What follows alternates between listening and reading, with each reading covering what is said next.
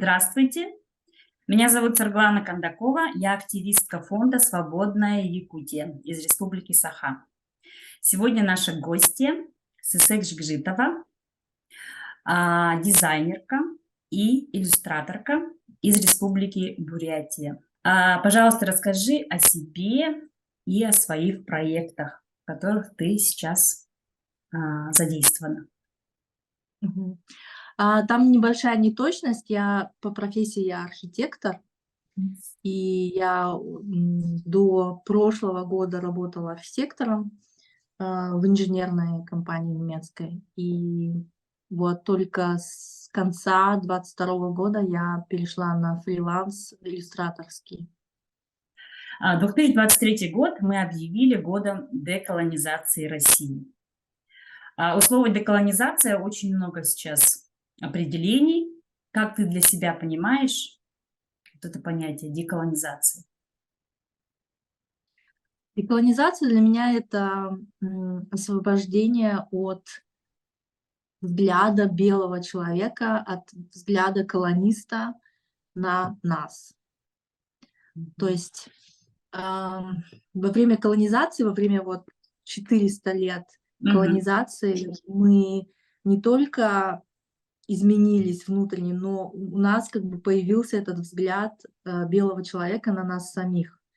Вот эти комплексы, столетние травмы, которые все коренные люди, через которые проходят все коренные люди.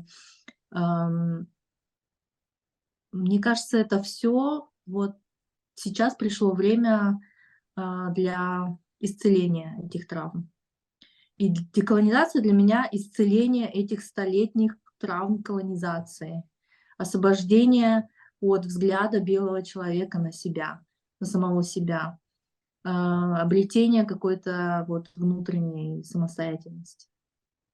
Я не говорю, что все коренные люди вот какие-то там ущербные там или все закомплексованные.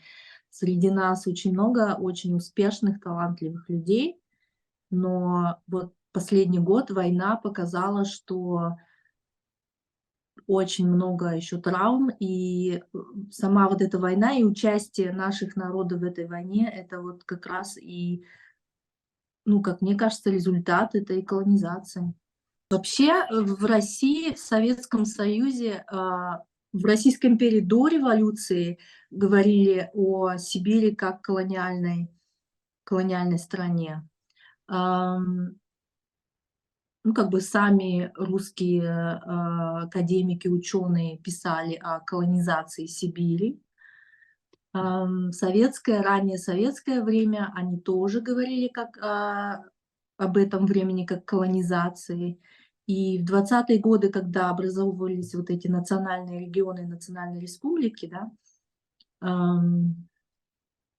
об этом говорилось как о российская колонизация, русская колонизация.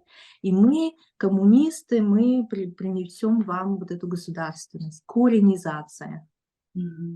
И в принципе мы, наши коренные люди, мы все в это время обрели государственность. То есть мы перешли от колонии к государственности. У нас были свои там конституции, свои правительства, но это был очень короткий период, как это всегда бывает в российской истории. Короткие промежутки, там что-то, как только начинается немножко свобода, сразу раз, приходит государство. Это было и вот в 20-е годы, это было потом после смерти Сталина. Помнишь, вот я говорю, помнишь, как бы в смысле из истории, да, что вот это оттепель, потом была перестройка. То есть постоянно есть какие-то попытки освободиться, но потом раз, и получается, что государство приходит и снова выходит на стезю вот этой тирании и диктаторства. Русская оппозиция считает, что деколонизация – это вот обязательно развал страны. Как бы самое сложное для человека — это посмотреть внутрь себя. Это самое сложное.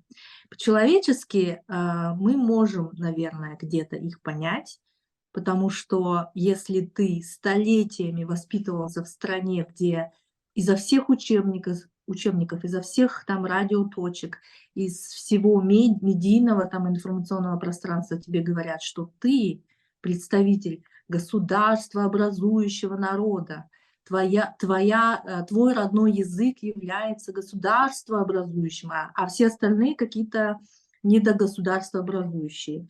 Ну, все вот эти термины, они как бы и на государственном, и на таком бытовом уровне все субтильно и не субтильно говорит тебе о том, что ты самый главный здесь. Ну, представь, как вот, если ты вырос в такой среде, это очень сложно. Ну, как бы, я считаю, что наши претензии вот к интеллектуалам, к русским, которые считают себя великими гуманистами, наши претензии к ним совершенно оправданы. Вот их позицию надо очень жестко критиковать и показывать им на их вот эти белые пятна. По отношению к простым людям, например, там, не знаю, в Сибири, в России, все-таки по-человечески можно понять, что это сложно поменять. И поэтому наша критика для лидеров мнений медийных, она вполне оправдана. Потому что эти люди хотят поменять страну, они хотят ее демократизировать. И на наш вопрос Милову, нашу просьбу к Милову называть нас россиянами, а не русскими, он сказал: мне 50 лет, я меняться не буду. Ну, как бы, извините, вы хотите поменять всю страну, целую страну, вы хотите поменять мировоззрение целой страны. И не хотите поменять одно слово, которое включило бы всех нерусских. Ну, это показывает, это как бы признак того, как они мыслят, как они продолжают мыслить, и как вот российская позиция, трудности российской позиции в признании имперскости мышления.